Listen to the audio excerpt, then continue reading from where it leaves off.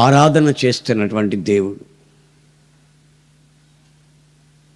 ఆ ఆరాధన చేస్తున్న దేవుడు అంటాడు మనతో,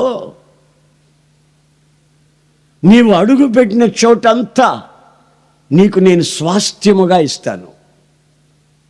నీ ఎదుట ఏ శత్రువు నిలబడలేడు.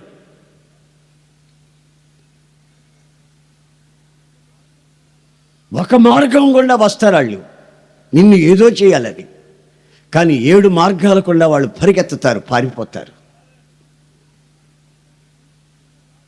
నీకు కీడు రానివ్వను, నా రెక్కల నీడలో నిన్ను దాచుకుంటాను అని దేవుని బిడ్డలకి ఆయన వాగ్దానం చేసి సెలవిచ్చాడు. నా జయమే మీ జయంగా ఉంటుంది, నాతో ఉండండి అన్నాడు. ఎందుకో ఈ మధ్య ఒక రోజున ఒక వాక్యం చదివానండి. ఆ వాక్యంలో ఏమనుందంటే, ఎఫ్రయీం అనే ఒక వ్యక్తి, ఇశ్రాయేలు సంతతికి చెందినవాడే ఎఫ్రయీం అనే వ్యక్తి, అతని కుటుంబస్తులు, అతనికున్న సైన్యము, వాళ్ళంతా యుద్ధ సన్నద్ధులై యుద్ధానికి రెడీగా యుద్ధానికి వెళ్ళారట ఒక చోటుకి. అయితే వాళ్ళు శత్రువులు వీళ్ళని తరిమి కొట్టారట. వీళ్ళు వెనకబడిపోయి పారిపోయారు. దేవుని బిడ్డలు ఏమిటి శత్రువును చూసి పారిపోవడం ఏమిటి? దేవుని బిడ్డల మీద శత్రువుకి జయము రావడం ఏమిటి అనేది మనం కొంచెం ఆలోచిస్తే, ఈ ఎఫ్రాయిం ఎవరో ఒక్కసారి మనం తెలుసుకోవడం మంచిది. ఈ ఎఫ్రాయిం ఎవరంటే, యోసేపు యొక్క చిన్న కుమారుడు. పెద్దోడు మనస్సే, చిన్నవాడు ఎవరు? ఎఫ్రాయిం. ఈ మనస్సే ఎఫ్రాయిముల్ని ఆశీర్వదించమని యాకోబు దగ్గరికి యోసేపు తీసుకొని వస్తాడు. ఇద్దరు రండిరా, ఇద్దరు లేచిరండి, అంగీలు వేసుకున్న వాళ్ళు. ఇదిగో వీళ్ళిద్దరు, నువ్వు కూడా రా బాబా, నువ్వు కొంచెం తెల్ల ఎంట్రులు ఉన్నాయి కదా, నీకు వెనక నిలబడుకో. ఆయన ముందు మీరు నిలబడండి, వాళ్ళని అట్లాగా పట్టుకో. ఈ మధ్యలో ఉండే ఆయన ఏమో యోసేపు, వీళ్ళిద్దరేమో ఆయన పెద్ద కుమారుడు, చిన్న కుమారుడు. నాన్న, చాలా కాలం తర్వాత చూశాను, కన్నీళ్ళ మధ్యలో చూశాను, నాకు పిల్లల్ని దేవుడు ఇచ్చాడు, వీళ్ళని ఆశీర్వదించు నాన్న అంటూ యోసేపు 2 పిల్లల్ని తీసుకొచ్చాడు. ఈ యాకోబుకి వృద్ధాప్యం వలన కళ్ళు సరిగా కనిపించక, కళ్ళు చూపు మందగిలినందువల్ల మోగడువా ఆను ఏసబా నీ పిల్లలేరి ఉన్నారా? ఇట్లా చెయ్యి పెట్టమని, కొంచెం ముందుకు రా, మైక్లో శబ్దం, ఇట్లా చెయ్యి పెట్టమని, ఈ విధంగా చెయ్యి పెట్టమని యోసేపు తీసుకొని వచ్చి ఆశీర్వదించు అన్నాడు. ఈ ముసలోడు ఏం చేశాడు? చెయ్యి ఇటు పెట్టాడు. నాయనా అబ్బా అటకాదు నేను అటకదా, ఈ చెయ్యి ఆడి మీద పెట్టావు, ఈ చెయ్యి ఈడి మీద పెట్టావు. ఒరే నాకు తెలుసులేరా యోసేపు, నాకు తెలుసులేవాయ్, నువ్వు నాకు తెలియదు అనుకున్నావాడ్రా, ఈడేగా మనిషే, ఈడేగా ఎఫ్రాయిం అని కుడి చేత్తో ఎఫ్రాయిముని, ఎడమ చేత్తో పెద్దోడిని ఆశ్రయించి ఇక తీసుకెళ్ళరాలి. తీసుకెళ్ళి ఇంకా నిలబడ్డావు, తీసుకెళ్ళరాలి.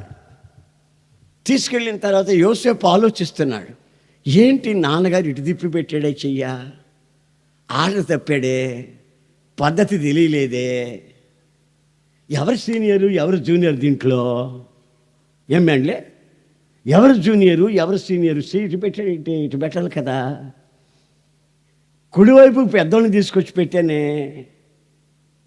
ఎడంచి కుడి చేతిని ఎడం చేతి మార్చి మార్చి పెడుతున్నాడు ఏంటి ముసలోడు అని ఆలోచిస్తున్నాడు.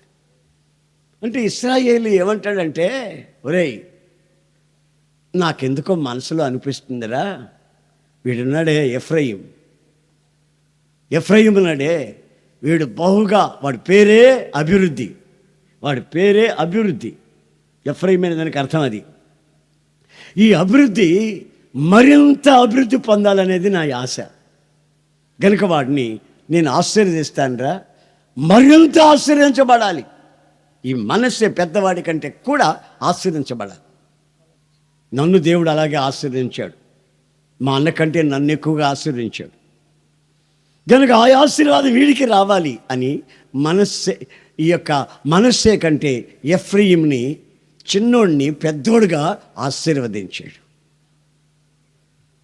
ఇప్పుడు మిమ్మల్ని అంతా నేను ఇలా చూస్తూ ఉంటే నాకు అదే అనిపిస్తుంది, ఈ రాష్ట్రంలో క్రైస్తవులు ఎంతమంది లేరండి, ఎన్ని సంఘాలు లేవండి, ఎన్ని దగ్గరల కూటాలు జరగటం లేదండి. మరి ఎందుకు మిమ్మల్ని ఇక్కడికి తీసుకొచ్చాడంటే, ఆయన కుడి చేతిని మీ మీద పెట్టే ఉన్నాడు. దేవునికి స్తోత్రం, హల్లెలూయా.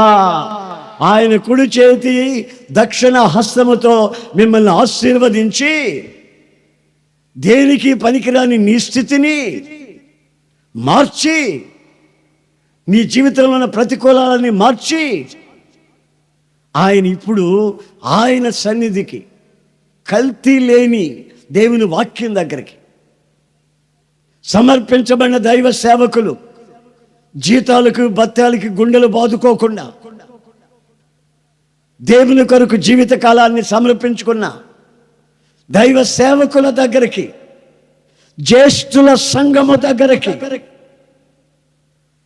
మిమ్మల్ని ఎందుకు తీసుకొచ్చాడంటే, మిమ్మల్ని ఆయన క్రైస్తవులందరికంటే కూడా ఓ ప్రత్యేకమైన శైలిలో మిమ్మల్ని ఆశీర్వదించి ఇక్కడికి తీసుకొని వచ్చాడు. మీరు నమ్మినా నమ్మకపోయినా నా గుండెల్లో ఒక నిశ్చయం ఉంది, మిమ్మల్ని ఒక ఉన్నతమైనటువంటి ఉద్దేశము చేత ఆయన మిమ్మల్ని ఇక్కడికి తీసుకొని వచ్చాడు. ఇది ఎవడు కాదనలేడు, ఎవడు కాదనలేడు. అయితే ఒకటి మాత్రం నిజం, ఇంత ఉన్నతమైన అనుభవంకి మిమ్మల్ని తీసుకొని వచ్చిన తరువాత యుద్ధం వచ్చినప్పుడు ఈ మనస్సే తమ్ముడు, ఈ ఎఫ్రాయిం ఇంత భయంకరమైన పరిస్థితిలోని చిన్నవాడిగా ఉన్నవాడిని పెద్దవాడిగా చేసి, మారు మనసు ఇచ్చి, నీకు విలువను అనుగ్రహించి, బాప్తిసం పొందింపచేసి, ఆయనతో నిబంధన చేయించి, నీవు కోరుకున్నప్పుడు పరిశుద్ధాత్మ నింపదను నీకు ఇచ్చి, నీ ఆత్మయు శరీరమును జీవమును నిందారహితముగా మార్చుచూ ఉన్నటువంటి ఈ రోజుల్లో, ఈ అనుభవాల మధ్యలో ఇలాంటి పరిశుద్ధుల సహవాసంలో మిమ్మల్ని తీసుకుని వచ్చి కూర్చోబెట్టి పవిత్రమైన వాక్యము చేత ఉదక స్నానం చేయిస్తున్నాడు. ఇది ఇంత అయిపోయిన తరువాత మీ జీవితంలో, ఎఫ్రాయిం జీవితంలో ఒక యుద్ధం వచ్చిందంటండి. యుద్ధం వస్తే అందరు యుద్ధ సన్నద్ధులై ఉన్నారంట, కానీ పారిపోతున్నారు. వాళ్ళు వెకిలి నవ్వుతున్నారు. ఎఫ్రాయిం, నీ పేరు అభివృద్ధి, అందుకే పారిపోతున్నావా? నీవు మనుషుల దయ దేవుని దయ పొందినవాడివే, నీ పితరుల దయ పొందినవాడివే, పితరుల చేత ఆశీర్వించబడ్డావా, చిన్నవాడివా ఇండి కూడా పెద్దవాడిగా మార్చబడ్డావా? మరి ఎందుకు పారిపోతున్నావు? ఎందుకు వెన్ను చూపిస్తున్నావు శత్రువుకి? రక్తము కారునంతగా పోరాడవలసిన నీవు ఎందుకు ఇప్పుడు పారిపోతున్నావు? పారిపోయేదానికి కొన్ని కారణాలు బైబిల్ చెప్తుందండి. ఇప్పుడు నీవైనా నేనైనా జయాన్ని కోరుకుంటాం. ఎప్పుడు జయించాలి? ఏ విషయంలోనైనా ఓటమిని ఎప్పుడు ఓటమిని ఎదురు చూడం. జయించాలి. కనుచూపునైనా జయించాలి, ఆలోచనలైనా జయించాలి, నడకని పడకనైనా జయించాలి. మనుషులతో మాట్లాడేటప్పుడు నీచమైన బ్రతుకులో నుంచి విడుదల పొంది జయించిన జయ జీవితాన్ని చవి చూడాలనేది మన ఆశ. కానీ దీనికి ప్రతికూలంగా మనం ఏదైతే జయించాలని కోరుకుంటామో అది జయించలేక దానికి లోబడి వెనుకంజ వేయడం, అప్పుడప్పుడు అక్కడక్కడ మన బ్రతుకుల్లో తల ఎత్తి చూపెడుతున్నట్టు అపజయాలు కనిపిస్తున్నాయి. దీనికి కారణాలు ఏమై ఉంటాయి? దేవుని చేత ఆశీర్వించబడ్డావు, దేవుని బిడ్డలు ఆశీర్వించారు. ఇప్పటికే 2-3 సార్లు నేను, కొంతమంది ఉన్నారు ఏం తెలియనట్టు కూర్చున్నారు. ఇప్పటికే 2-3 సార్లు ప్రార్థన చేయించుకున్న వాళ్ళు ఉన్నారు ఇక్కడ. ఇప్పటికే ఏమ్మా ఇందాక నీకు చేశాను కదంటే ఇంకోసారి చేయండి, అమ్మ నీకు చేశాను కదా శేషాకి చేయండి, అమ్మ నీకు చేశాను కదా పిల్లగాడికి చేయండి. ఒకసారి కాదు 100 సార్లు చేయించుకున్న దేవుని ఆశీర్వాదం ఆమె మీద మాత్రం ఉండదు, అతని మీద మాత్రం ఉండదు. ఎందుకంటే ఆయన మిమ్మల్ని ముట్టిన తర్వాత ఇప్పుడు ఫుల్ కడుపు నిండా బిర్యానీ తిన్న తర్వాత సద్దిబో పెడతాడు. తింటారు ఎవరైనా? ఏమండి, సద్దన్నం పెట్టామనుకో తింటారా? కడుపు నిండా పలావ్ తినొచ్చి సద్దిబో పెడతామని తింటారండి? తినరు. ఎందుకంటే కడుపు నిండిపోయిందని. దేవుడే మీ మీద చేయబెట్టి ఆశీర్వదించి అభివృద్ధి పథకంలో నడిపిస్తాను అన్నప్పుడు మనిషి దగ్గరికి వెళ్ళి ప్రార్థన చేయవా? బస్ ఛార్జీలు ఎక్కువ పెంచినట్టున్నారాయో ఇంకోసారి చెయ్యి. బస్ ఛార్జీలు పెంచిన దానికి నాకు ఒక పెద్ద ప్రమాదం అయింది. ఎందుకంటే వచ్చే వారం నేను రాను, కానీ ఇప్పుడే చెయ్యి, వచ్చే వారం ఇప్పుడే చెయ్యి, వచ్చే నెలది కూడా ఇప్పుడే చెయ్యి. ఏమిటి నాకు అర్థం కాదు, ఇది అర్థం కాలేదు. ఒక్కొక్కరికి తల్లో 2 ముంజులు లేవు. పెద్ద తాటికాయలో 3 ఉంటాయి, వంకని మూత తాటికాయలో 2 ఉంటాయి, ఇంకా గొటిక కాయలు ఉంటాయి చిన్నవి, గొటికి పిల్లి మూత ఉంటాయి, పిల్లి మూతి దానికి ఒకటే ఉంటుంది. అంటే పెద్ద మెదడు చిన్న మెదడు 2 ఉన్నాయనుకోండి, ఒకసారి ప్రార్థన చేస్తే సరిపోతుంది. ఇప్పుడు 2 మెదడు లేవు కదండి. పెద్ద మెదడు ఉంటే చిన్న మెదడు లేదు, చిన్న మెదడు ఉంటే పెద్ద మెదడు లేదు. మరి ఏమైనట్టంటే ఆడు సాతానుగా ఉన్నాడే, స్పూన్ పెట్టుకొని చెంచా పెట్టుకొని శుభ్రంగా ముంజి తిన్నాడు. ఆ మెదడు ముంజి తినేసాడు, ఏలు పెట్టి ఒత్తి లాగాడు, అయిపోయింది. ఇప్పుడు మనం ఎన్ని చెప్పినా అర్థమై సావదో. ఒకేసారి 1 టచ్. ఇప్పుడు రక్తస్రావంతో ఉన్న స్త్రీ ఉంది, యేసు ప్రభు దగ్గరకు వచ్చింది, 12 ఏళ్ల నుంచి బాధపడుతూ ఉంది. ఆయన వస్త్రపు చెంగు పట్టుకొని ఒక అరగంట ఊగులాడిందా? ఏమండి, ఒక అరగంట అయినా ఊగులాడిందా? ఒక 5 నిమిషాలన్నా ఊగులాడిందా పట్టుకొని గట్టిగాను? ఆయన వస్త్రాన్ని అలా ముట్టింది, అలా వదిలేసింది. ఒక క్షణంలో అంతా జరిగిపోయింది. ఎందుకంటే ఆమెలో అర్హత ఉంది, ఆమెలో ఉన్న విశ్వాస పరిమాణం. అలా ముట్టుకునిపే యేసయ్య తిరిగి చూస్తున్నాడు. ఇప్పుడు నన్ను ఎవరు ముట్టుకున్నారు అని. ఆమె అంటది, అయ్యా నేనే ముట్టుకున్నాను. అదేనమ్మా, నాకు ఎవరో ముట్టుకున్నారు, నాకు తెలిసింది. నాలో ఉన్న ప్రభావము ఆ వ్యక్తిలోకి వచ్చింది. ఆ ఫీల్, ఆ అనుభవం, ఆయనలో నుంచి వస్తున్న ఆ శక్తి, ఆమె అనుభవించిన ఆ అనుభవాన్ని యేసయ్యతో ఒప్పుకుంటుంది. రోజు ప్రార్థన చేసుకోవాలండి. ఇప్పుడు చిన్నప్పుడు అయితే మనం ముక్కు గడిగాం, అది గడిగాం, ఇది గడిగాం, అన్నీ గడిగాం చిన్నప్పుడు పిల్లలకి. మళ్ళీ ఎదిగిన తర్వాత కూడా గడగతానే ఉంటావా? ఒక ఎదుగుదల చిన్నోడిని పెద్దోడిని చేసేసి, బాబు నువ్వు వెళ్ళిన చోటంతా నీకు జయమురా బాబు అంటే, అక్కడికి వెళ్ళి యుద్ధ సన్నద్ధుడై ఉండి కూడా అతను అక్కడ నిలబడలేక, అతనితో ఉన్నవాళ్ళు నిలబడలేక ఇప్పుడు పారిపోతా ఉన్నారు. ఏమిటయ్యా సంగతి అంటే, చదవండి, నేను చెప్తాను మీకు, ఆ వాక్యాన్ని చదవండి. ముందు 78వ కీర్తన 9వ వాక్యం చదువుకోండి. ముందుగా 78వ కీర్తన 9వ వాక్యం చదువుకోండి. ఆ తరువాత యెషయా గ్రంథం 11, 13 కూడా చదవండి. నన్ను చూడదు, అక్కడ బైబిల్ తీసి చదువుకోండి. బైబిల్ తీయండి, బైబిల్ తీసి చదువుకోండి. ఇక్కడ ఎవరన్నా భక్తులు, దైవజనులు, బైబిల్ ఉన్న దైవజనులు ఎవరంటే కొంచెం మైకులు చదవండి. ఎఫ్రాయిమునుకున్న మచ్చరము పోవును, యూదా విరోధులు. నేను ఏది చెప్పాను ముందు చదవమని?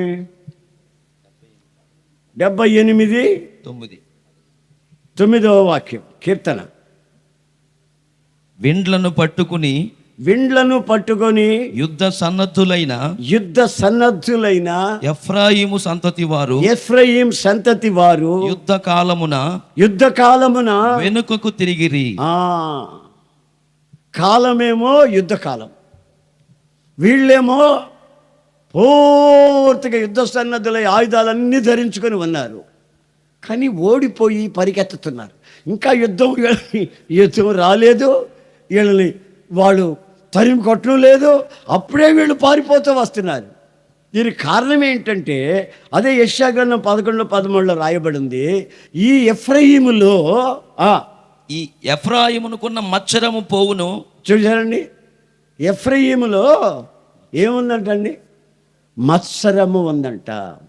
మచ్చ కాదు, మత్సరము ఉందంట.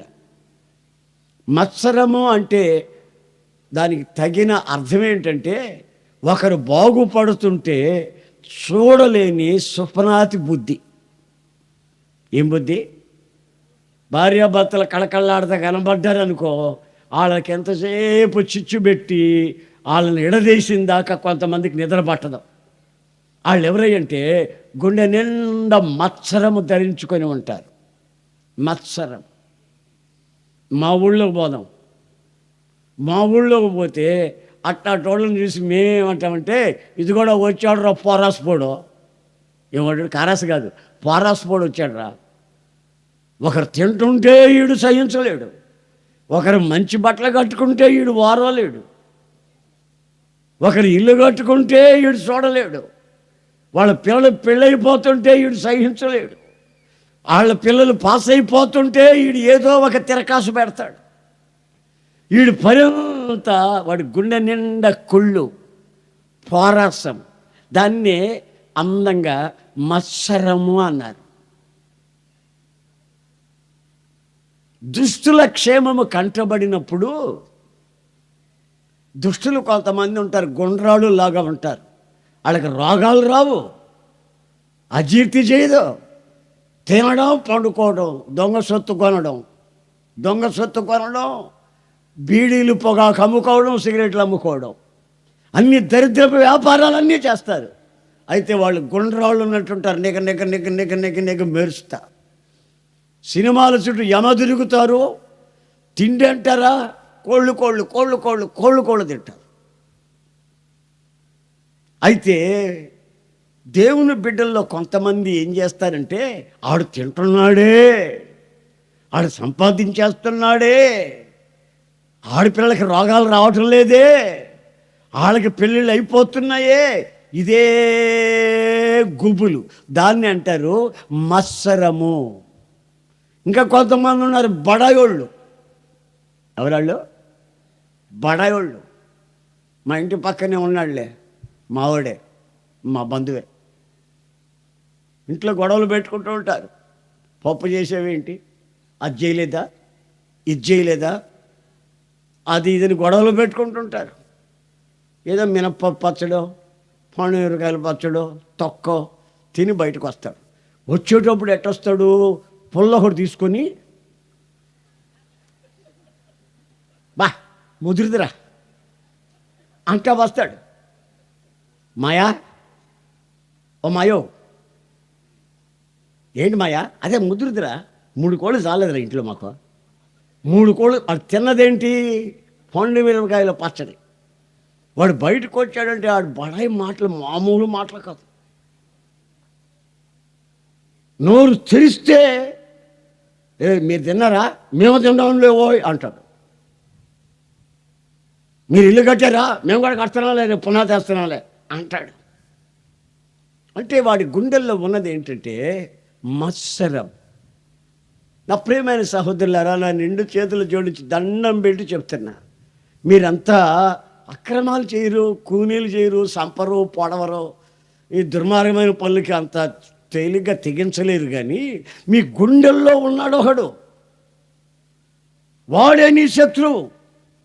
ఆ శత్రువు ఎదుట నువ్వు నిలబడలేక, ఆత్మీయతలో ఎదగలేక, ఆ మత్సరం నీ బ్రతుకులో ఎంతకాలం అయితే ఉంటుందో అంతకాలం నీ వ్యక్తిగత జీవితంలో ఆశీర్వాదాన్ని నీవు కోల్పోతూనే ఉంటావు. సాతానుగాడు నిన్ను తరుముతూనే ఉంటాడు. బైబిల్ అంటుంది, సాతానికి చోటు ఇవ్వకండి. నీవంటున్నావు, వాడు తరుముకుంటున్నాడు, నేను పారిపోతున్నాను.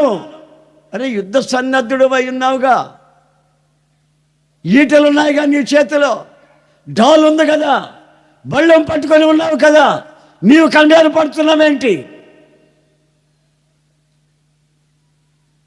ఎపిఎస్సి పత్రికలోకి వెళ్ళి మనం చదివితే ఏ అధ్యాయంలో చెప్పలే వినండి. ఎపిఎస్సి ఆ పత్రికలోకి వెళ్ళి చూస్తే ఏముందంటే దేవుడు అంటాడు, నేను ఇచ్చినటువంటి సర్వాంగ కవచాన్ని మీరు ధరించుకొనుడి. ఆపద్దినాన సాతానుకి ఎదురుగా మీరు నిలబడి ఓడిపోకుండా వాడిని ఎదిరించాలంటే మీకు నేను ఇచ్చినటువంటి సర్వాంగ కవచాన్ని ధరించుకొనుడి. ఆయన సర్వాంగ కవచం మనకి ఇస్తాడట, దాన్ని మనం ధరించుకోవాలట. ధరించుకున్న దానితో నిలబడితే సాతానుగాడు మన దగ్గరికి రాడట. వాడి ముందు మనం ధైర్యంగా నిలబడగలమట. మనం చూస్తే వాడు పారిపోతాడు. ఏం వస్త్రం అది? సర్వాంగ కవచం. పౌలు పరిభాషలో మనం ఆయన చెప్పేటప్పుడు, ఆయన పత్రికలు రాస్తున్నప్పుడు ఒక పదాన్ని అప్పుడప్పుడు ఉపయోగిస్తూనే ఉంటాడు. ప్రాచీన స్వభావాన్ని విసర్జించి, పుట్ ఆఫ్, ప్రాచీన స్వభావాన్ని విసర్జించి నవీన స్వభావాన్ని ధరించుకొనుడి. Put on, put on, put off. ఏవో కొన్ని మనం పరిత్యజించాలి, ఏవో కొన్నిటిని మనం ధరించుకోవాలి. అయితే కొందరి జీవితాలలో పరిత్యజించవలసిన విషయాల్ని పరిత్యజించకుండానే ధరించుకోవలసిన వాటిని ధరించుకొని ఉంటారు. ఈ మధ్య నా దగ్గరకు ఒక సహోదరుడు వచ్చాడు, దుబాయ్ నుండి వచ్చాడు. అన్నా, దుబాయ్ సిల్క్ అన్నా, చూడు ఎట్లుందో, కళకళలాడుతుంది చూడు, చొక్క వైట్, నీకేమైనా బరికి వస్తేమో చూడు, నేను ఫోన్ చేసి తెప్పించేస్తాను, దుబాయ్ సిల్క్ ఇది అన్నాడు. బాగానే ఉంది బాబు, కళకళలాడుతుంది, బాగానే మంచి బట్టేను, బాగానే ఉంది, అయినా నాకెందుకు లేండి బాబు ఇది, నేను ఇటు బతకనిండి అన్న. కాదన్నా, ఇప్పుడు రాసేస్తే వచ్చేస్తుంది, మీకు నచ్చితే చెప్పండి అన్న అన్నాడు. ఆడు ఇదంతా చెప్తా ఇటు ఓపుతున్నాడు చూడండి. ఇటు ఓపుతుంటే ఆడి దగ్గర ఎలుకలు చచ్చిన కొంపు. ఏం కంపు అండి? ఎలుకలు చచ్చిన కొంపు, కొంచెం ఓపొద్దులేరా అన్న. ఆపాడు. ఆపినప్పుడు తగ్గుతుంది, ఊపినప్పుడు మళ్ళీ బయటకు వస్తుంది.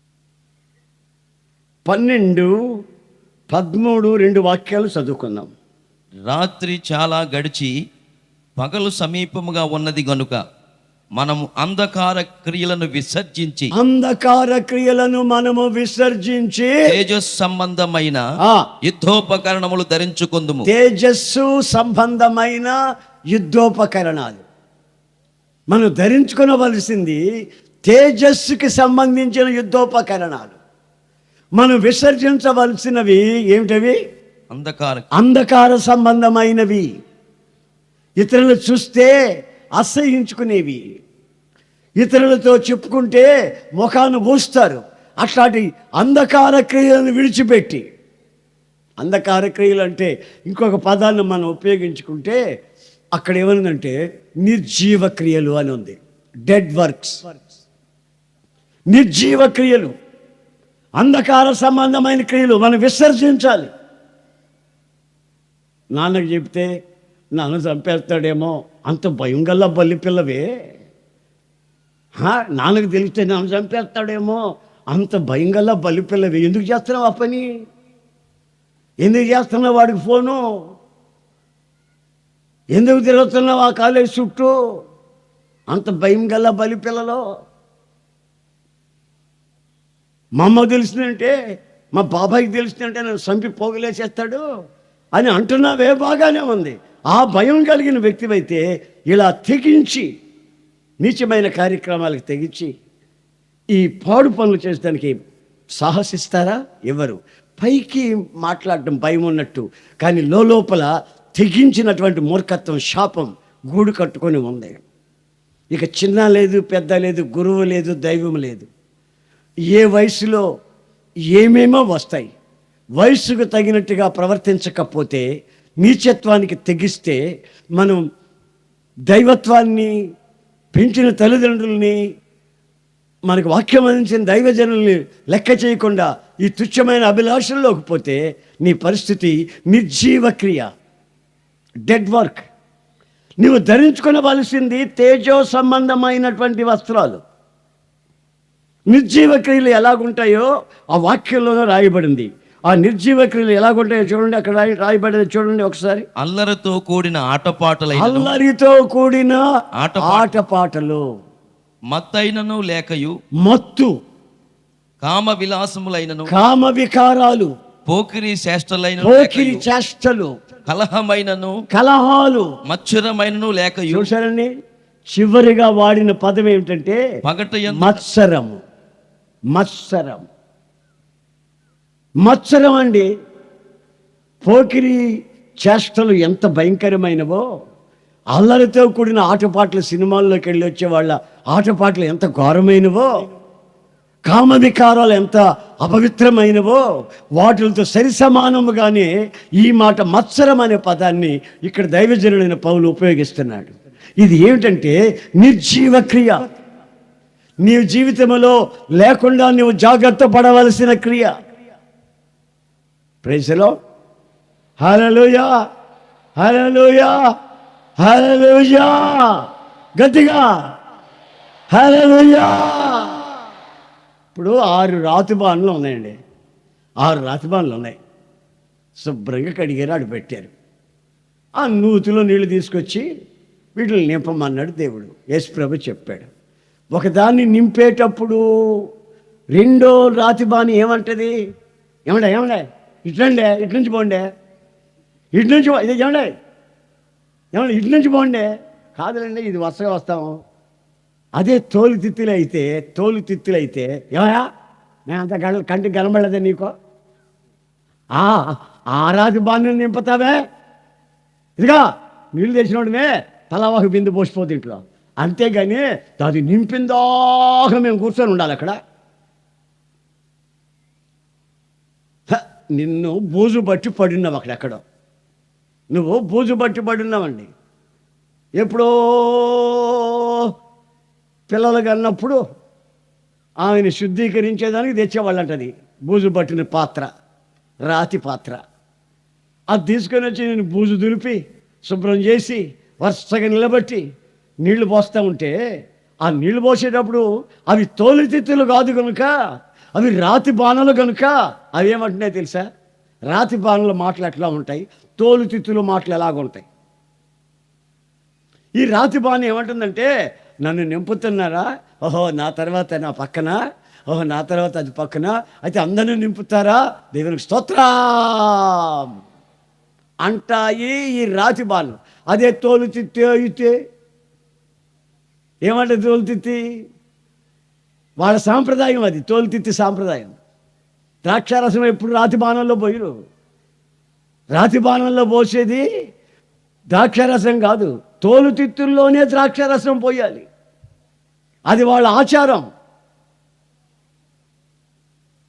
గనుక తోలు తిత్తుల్లో ఒక దాంట్లో పోస్తుంటే రెండో తిత్తి అంటే, దేవయ్య మనం తొక్కుకుంటూ వెళ్తున్నావు, ఇక పక్కన మొదలు కూడా నింపుదాం, కొంచెం ఆగవమ్మ తల్లి, కొంచెం ఆగమ్మ. అది అట్లండి మేము పోద్దండి బస్సు పోతుంటే. ఈ తోలు తిత్తులు ఎన్ని బస్సు ఎక్కాలండి, మా వాళ్ళు పోతున్నారు బస్సు ఎక్కాలండి. ఆ చిన్న బిడ్డలను తీసుకొని ఇప్పుడు నేను చూశానండి, ఇంత ఉన్నారు పిల్లలు, వాళ్ళ కళ్ళు ఉన్నాయే ఈ జీబు లైట్లు లాగా ఉన్నాయి. జీబు లైట్లు ఉంటాయి చూడు ముందు, ఇట్లా అట్లున్నాయి వాళ్ళ కళ్ళు, చిన్నగా ముద్దుగా ఉన్నారు పిల్లలు, జారడ బెత్తుడు. వాళ్ళని తీసుకొని ఆ మనిషి ఆ గుంపులోకి వచ్చి బిడ్డను అలిగిపోతున్నాడని కూడా తెలియకుండా ఎదిలించుకుంటూ వచ్చి ప్రార్థన చేయించుకుంటే ఈ అర్థం ఒకటి అనిపిస్తుంది నాకు. బిడ్డను చంపుకుంటేదేమో ఈ మనిషి, ఈ జనంలో ఈ తల్లో ఒక ముంజే ఉంది, రెండో ముంజి లేదు, సాతాను గడ్డి తినేశాడు. చిన్న ముంజి లేదో పెద్ద ముంజి లేదో మనకు తెలియదు, ఏ మెదడు ఉందో మనకు తెలియదు. పసి బిడ్డలండి. ఈ తోలిత్తుల సాంప్రదాయాలు ఇవన్నీ. ఏమయ్యా అటు పోతున్నావు, అటే చేస్తున్నాయండి ప్రార్థన, మాకు ఇటు చేయి అంటే తోలిత్తులు. అయితే రాజు బాలు ఏమంటే తెలుసా, రై అది నిండిందా, అది నిండిపోతే ఇక మనమే దేవుని స్తోత్రం. రెండోది నిండిందా, రై ఇక నీ తర్వాత నీకు వచ్చేది అయిపోయింది, ఇంకేముంది అయిపోయింది, వచ్చేది నిండిపోదాం, అందరూ నిండిపోదాం, మనం ఇప్పుడు అందరం ఉపయోగించబడతాం. ఆమేన్, praise the Lord, praise the Lord. పరిశుద్ధాత్మలో నిండాలనే ఆశ తప్ప ఈ తోలుతిత్తుల్లాగా కొనుక్కొని ఉండకూడదు. వాళ్ళు పెళ్ళికి ద్రాక్షారసం తెచ్చుకోవాలంటే తోలు తిత్తుల్లో తెచ్చుకుంటారు. ఆ తిత్తులు ఎలాగుంటాయో తెలుసా, అక్కడ గానుగ దగ్గరికి వెళ్ళి ఇలా పట్టుకుంటే గొంతు పట్టుకొని గొంతులా చీల్చి పట్టుకుంటే దాన్ని నిండా పోస్తే ఆ తోలుని మడిచి కట్టేస్తే ఇట్లా ఉంటాయి. ఎత్తి బండిలో పెడితే పోతాయి. ఒకదాని పక్కన ఒకదాని పక్కన ఒకటి పెడతారు. ద్రాక్షారసం తీసేస్తుంటే ఇంకా కొంచెం తీసేస్తే సతికిలు పడిపోతాయి. ఇప్పుడు వాడు వడ్డించేవాడు ఏం చేస్తాడు, దీన్ని దొక్కుంటే యువతలకు వస్తాడు. ఏమయ్యా ఇంతసేపు బలంగా ఉన్నా, కోల్పోయినా, ఆనందంగా ఉన్నాను, నన్ను దొక్కతాడు, భయపడతాయి. అయిపోయినావుగా, ఇంకెందుకు నువ్వు ఇందుకు ఇక అయిపోయినావుగా, ఇంకో తోలు తిత్తి చూసుకుంటా. ఈ తోలు తిత్తుల సాంప్రదాయం పోవాలి. అందుకే ప్రభు అన్నాడు, ఈ పాత తిత్తులలో క్రొత్త ద్రాక్షారసము నేను పోయెను, ఒకవేళ పోసిన ఎడల ఈ క్రొత్త తిత్తులు చిరిగిపోయే ప్రమాదం ఉంది, పాత తిత్తులు చిరిగిపోయే ప్రమాదం ఉంది. కనుక నేను పోయిన కొత్త తిత్తులలోనే క్రొత్త ద్రాక్ష రసాన్ని పోస్తాను. ఆమేన్. తోలు తిత్తుల సాంప్రదాయం ఇక్కడ లేదు. తోలు తిత్తులంతా పక్కన పెట్టి అదిగో బూజు పట్టిన రాతి బాణాలంతా తీసుకొచ్చి ఇక్కడ పెట్టినాడు. ఇప్పుడు దేవునికి స్తోత్రం. హల్లెలూయా, హల్లెలూయా. ఇప్పుడు ఇక్కడ అంతమంది దైవజనులు ప్రపంచ దేశ విదేశాల నుంచి వచ్చిన వాళ్ళు ఉన్నారా? వీళ్ళకి ఎవరికైనా పూలమాలు వేసామా పూలమాల్లో? వీళ్ళకి సరిపోతుంటే దుప్పట్లు కప్పామా? సన్మానం చేసేదానికి నా యేసయ్య ఒక్కడే ఉన్నాడు. ఆమేన్, హల్లెలూయా. పూజ్యనీయుడైన ఆరాధన చేసేదానికి నజరేయుడైన యేసు ఒక్కడే ఉన్నాడు. హల్లెలూయా. మేము ఆయన పరిచర్య చేస్తున్నాం. We are nothing. ఆయన పని చేస్తున్నాం. బూజు పట్టిన మమ్మల్ని తీసుకొని వచ్చి నిలబెట్టి కడిగి శుద్ధి చేసి మమ్మల్ని నింపాడు. నింపిన తర్వాత మమ్మల్ని మీకు రుచిగా మార్చాడు. దేవునికి స్తోత్రం కలుగునుగాక. హల్లెలూయా. జీతాలు భత్యాలు లేకుండా, ఏ ప్రతిఫలాన్ని మీ దగ్గర ఆశించకుండా ప్రభు కొరకు జీవితాలు సమర్పించుకుని దేవుని పరిచయలు ఎందుకు కొనసాగుతున్నామంటే ప్రభువు మాకు ఇచ్చినటువంటి దర్శనం, దేవుడు మమ్మల్ని నింపినటువంటి అనుభవాలు. ఆయన అంటాడు, నేను మీకు ఇచ్చిన సర్వాంగ కవచాన్ని మీరు ధరించుకొనుడి. ఆమేన్. ఏం చేయాలండి? ఏం చేయాలంట? చెప్పండి గట్టిగాను. ఏం చేయాలంట? మనం ఆయన ఇచ్చిన దాన్ని ధరించుకోవాలి. పాతిపెట్టి గోతులో పెట్టి పైన అలగకూడదు. మనం ఇచ్చిన దాన్ని ధరించుకొని ఉండాలి. ఆయన చూసినప్పుడల్లా, ఆయన చూస్తున్నప్పుడల్లా ఆయన సన్నిధిలో ఆయనను మనం ప్రతిబింబిస్తూ, ఆయన్ని ప్రకాశింపచేస్తూ, ఆయన మహిమని మన జీవితాలు వివరిస్తూ ఆయనకు ముందు కనబడాలి. అలాంటి అనుభవంలోనికి మనల్ని రావాలని కోరుకుంటాడు. అందుకే ఆయన రాతి బాణాలను స్థిరపరిచాడు. తుఫాను వచ్చినా, గాలివాన వచ్చినా, ఎక్కడున్నావు నువ్వు? ఏయ్ రాతి బాణం ఎక్కడున్నావు అంటే, ఇక్కడే కూర్చొన్నానండి, లేచి అడ్డాలు తిరగనండి. తోలుతిత్తైతే ఇంకేముందిలే అయిపోయింది, పా. ఎక్కడికండి? సాంబార్ వాసన వస్తుంది, పా. ఈ తోలుతిత్తులు వాటి కొరకు ప్రాకులాడతాయి. రాతి బాణలేమో దేవుని వాక్యం చేత నింపబడాలని ఆశిస్తాయి. దేవునికి స్తోత్రం. పరిశుద్ధాత్మ చేత నింపబడాలని ఆశిస్తాయి. హల్లెలూయా, హల్లెలూయా, హల్లెలూయా. నిర్జీవ క్రియలను విడిచి తేజో సంబంధమైన ఆయుధములు ధరించుకున్న వారై సాతాను ఎదిరిస్తూ, రక్తము కారణంతగా ఎదిరిస్తూ నిలబడవలసిన అక్కర ఉంది. నీళ్ళు ఏముండకూడదంటే అల్లరి, కామాతురత. నీ జీవితంలో ఎటు చూసినా మత్సరము, పొరపాటును కూడా కనబడకూడదు. ఇతరుల క్షేమము నీకు కంటబడుతున్నప్పుడు నీవు ఆనందించి ప్రభుని స్తుతించాలి. దేవునికి స్తోత్రం. హల్లెలూయా. మా అమ్మని ఆశీర్వించాడు, నన్ను కూడా ఆశీర్స్తాడు. మా సహోదరిని ఆశీర్వించాడు, నన్ను కూడా ఆశీర్స్తాడు. నా ప్రభు అయిన యేసుక్రీస్తు మనల్ని ఆశీర్వదించే దేవుడు, మనల్ని ఎప్పుడు త్రోసివేసే దేవుడు కాదని మన మనసులో ఉన్నదాన్ని నోటితో ఎప్పుడు ఒప్పుకుంటూనే ఉండాలనేది దేవుని వాక్యం మన జీవితంలో కోరుకున్నటువంటి సత్యం. కనుక నా ప్రియమైన సహోదరులారా, నీ జీవితంలో ఎక్కడైనా ఆవగింజంత, ఎంతో కాదు ఆవగింజంత.